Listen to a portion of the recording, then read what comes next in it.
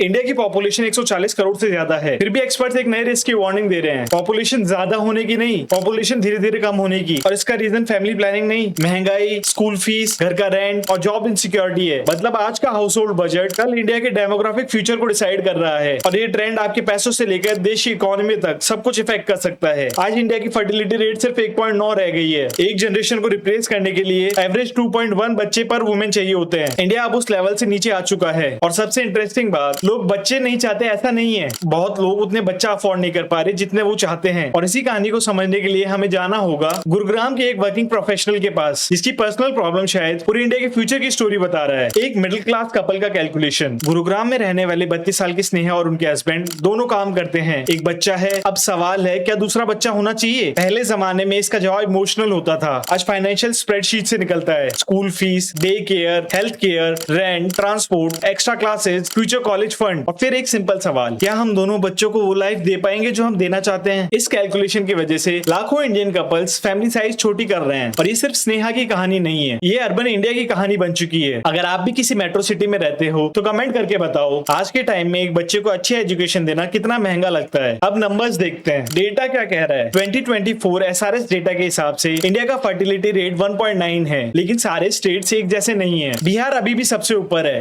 2.9 के साथ, उसके बाद उत्तर प्रदेश 2.6, दूसरी तरफ दिल्ली सिर्फ 1.2, केरला और तमिलनाडु 1.3। यानी कुछ स्टेट्स यूरोप और ईस्ट एशिया जैसे लो फर्टिलिटी जोन में एंटर कर चुके हैं। एक तरह से इंडिया के अंदर दो अलग डेमोग्राफिक रियलिटीज चल रही हैं। एक इंडिया जहां पॉपुलेशन अभी भी रिलेटिवली फास्ट ग्रो कर रहा है, और दूसरा इंडिया जहां बच्चों की संख्या तेजी से गिर रही है। सबसे बड़ा क्लू हमें अर्बन इंडिया से मिलता है। सिटीज ने सब कुछ बदल दिया है। 1971 में रूरल फर्टिलिटी रेट था 5.4, आज गिरकर 2.1 हो चुका है। अर्बन इंडिया में और भी ड्रामेटिक चेंज हुआ है। 1971 में 4.1 फर्टिलिटी रेट और आज 1.5, यानी शहरों में लोग आधे से भी कम बच्चे कर रहे हैं। लेकिन क्यों? क्योंकि सिटी लाइफ का हर डिसीजन पैसों से जुड़ा हुआ है। विलेज में ज्वाइंट फैमिली सपोर्ट मिल सकता है, सिटी में डे केयर का बिल मिलता है। विलेज में घर अपना हो सकता है, सिटी में ईएमआई या रेंट होता है। विलेज में ग्रैंड पेरेंट्स हेल्प कर सकते हैं, सिटी में नैनी या चाइल्ड केयर का खर्चा होता है। अर्बनाइजेशन सिर्फ लोकेशन नहीं बदल रहा है, वो फैमिली का पूरा इकोनॉमिक्स बदल रहा है। अब यहाँ एक और अनकंफर्टेबल रियलिटी है, बच्चा या इन्वेस्टमेंट। आजकल यंग इंडियन कपल्स बच्चे को इमोशनल डिसीजन के साथ साथ फाइनेंशियल इन्वेस्टमेंट की तरफ भी देखने लगे हैं। इकोनॉमिस्ट इसे कहते हैं क्वांटिटी वर्सेस क्वालिटी। पहले फैमिली में 4-5 बच्चे होते थे, आज पेरेंट्स सोच रहे हैं 1 या 2 बच्चे हो, लेकिन उन्हें best school, best health care और बेस्ट अपॉर्चुनिटीज मिले। और जब स्कूल फीस 10 साल में 150 से 200% तक बढ़ जाए तो डिसीजन और भी ज्यादा डिफिकल्ट हो जाता है। आज पेरेंट्स सिर्फ बच्चा पैदा करने का खर्चा नहीं देख रहे, वो उस बच्चे को 20 साल तक ग्रो करने का टोटल बिल देख रहे हैं, और उन्हें वो बिल बहुत बड़ा लग रहा है। इसी बीच डिंक जनरेशन का भी राइज हुआ है। आपने डिंक वर्ड सुना होगा, डबल इनकम नो किड्स। ये ट्रेंड मेट्रो सिटीज में धीरे धीरे बढ़ रहा है। अब इसका मतलब ये नहीं है कि लोग बच्चों से नफरत करते हैं, बिल्कुल नहीं। बहुत लोग पहले फाइनेंशियल स्टेबिलिटी चाहते हैं, घर लेना चाहते हैं, करियर बिल्ड करना चाहते हैं, ट्रैवल करना चाहते हैं, सेविंग्स क्रिएट करना चाहते हैं, और उसके बाद पेरेंटहुड के बारे में सोचते हैं। प्रॉब्लम ये है कि बहुत से लोगों के लिए ये फाइनेंशियल स्टेबिलिटी बहुत लेट आती है, और तब तक एज और बायोलॉजिकल फैक्टर्स भी इंपॉर्टेंट हो जाते हैं। अब एक और बहुत इंपॉर्टेंट फैक्टर है, वुमेन एजुकेशन ने गेम चेंज कर दिया है। एसआरएस डेटा के अकॉर्डिंग इलिटरेट वुमेन का फर्टिलिटी रेट लगभग 3.2 है, जबकि एजुकेटेड वुमेन का 1.8। लेकिन इस स्टोरी को गलत मत समझिए। इशू ये नहीं है कि एजुकेशन बच्चों को कम कर देती है, इशू ये है कि एजुकेशन अपॉर्चुनिटीज क्रिएट करती है, करियर ऑप्शंस क्रिएट करती है, फाइनेंशियल इंडिपेंडेंस क्रिएट करती है, मैरिजेस डिले होती हैं, और लाइफ की चॉइसेस भी बढ़ जाते हैं। और यहाँ एक हिडन प्रॉब्लम भी है, कई वर्कप्लेस अभी भी मदरहुड फ्रेंडली नहीं है, चाइल्ड केयर सपोर्ट लिमिटेड है, और घर के काम की रिस्पॉन्सिबिलिटी भी अक्सर वुमेन पर ज्यादा होती है। यानी फर्टिलिटी डिक्लाइन सिर्फ फ्रीडम की स्टोरी नहीं है, सिस्टम की लिमिटेशंस की स्टोरी भी है। अब सबसे बड़ा सवाल, क्या ये इंडिया के लिए खतरा है? क्या लो फर्टिलिटी अच्छी चीज है या बुरी? शॉर्ट टर्म में कम प्रेशर ऑन रिसोर्सेज, कम pressure on schools, better investment पर चाइल्ड, लेकिन लॉन्ग टर्म में चैलेंजेस शुरू हो सकते हैं। जापान, साउथ कोरिया, चाइना, इन सब कंट्रीज ने लो फर्टिलिटी के कॉन्सिक्वेंसेज देखे हैं। कम यंग वर्कर्स, ज्यादा elderly population, pension pressure, health care burden, economic growth slow down. आज इंडिया यंग कंट्री है, लेकिन अगर फर्टिलिटी कंटिन्यूअसली नीचे जाती रही तो 20-30 साल बाद डेमोग्राफिक पिक्चर पूरी तरीके से बदल सकती है। ये वो स्टोरी है जो आज हेडलाइंस में नहीं है, लेकिन कल इंडिया की इकोनॉमी को डिफाइन कर सकती है। ऐसे में गवर्नमेंट क्या कर सकती है? कुछ स्टेट्स इंसेंटिव देने की बात कर रहे हैं, लेकिन एक्सपर्ट्स कह रहे हैं कि सिर्फ कैश देने से प्रॉब्लम सॉल्व नहीं होती। जापान और साउथ कोरिया इसके बड़े एग्जांपल्स हैं। असली सॉल्यूशन शायद ये हो सकता है, affordable housing, affordable education, affordable child care, flexible work culture, better parental leave, और ऐसी पॉलिसीज जो अर्निंग और पेरेंटिंग के बीच का कॉन्फ्लिक्ट को कम करे। क्योंकि इशू ये नहीं है कि इंडियंस बच्चे नहीं चाहते, इशू ये है कि लोग वो फैमिली साइज अफोर्ड नहीं कर पा रहे हैं जो वो चाहते हैं। इंडिया की फर्टिलिटी स्टोरी सिर्फ पॉपुलेशन की स्टोरी नहीं है, ये सैलरी की स्टोरी है, ये स्कूल फीस की स्टोरी है, ये घर के रेंट की स्टोरी है, ये एस्पिरेशंस की स्टोरी है और सबसे इंपॉर्टेंट ये इंडिया के फ्यूचर वर्कफोर्स की स्टोरी है। आज सवाल ये नहीं है कि इंडियंस कितने बच्चे पैदा कर रहे हैं, सवाल ये है क्या इंडिया में एक ऑर्डिनरी मिडिल क्लास फैमिली को उतनी फाइनेंशियल सिक्योरिटी मिल रही है कि वो अपनी पसंद की फैमिली बना सके। और अगर इसका जवाब नहीं है तो ये सिर्फ डेमोग्राफिक इशू नहीं है, ये एक इकोनॉमिक इशू है और इसका इम्पैक्ट आपके पैसों से लेकर इंडिया के फ्यूचर ग्रोथ तक हर जगह दिख सकता है। अगर आपको लगता है कि राइजिंग कॉस्ट ऑफ लिविंग ने फैमिली प्लानिंग को इफेक्ट किया है तो वीडियो को शेयर करिए और ऐसी इकोनॉमी और करंट अफेयर्स की स्टोरीज के लिए पैसा पगलू को सब्सक्राइब करें।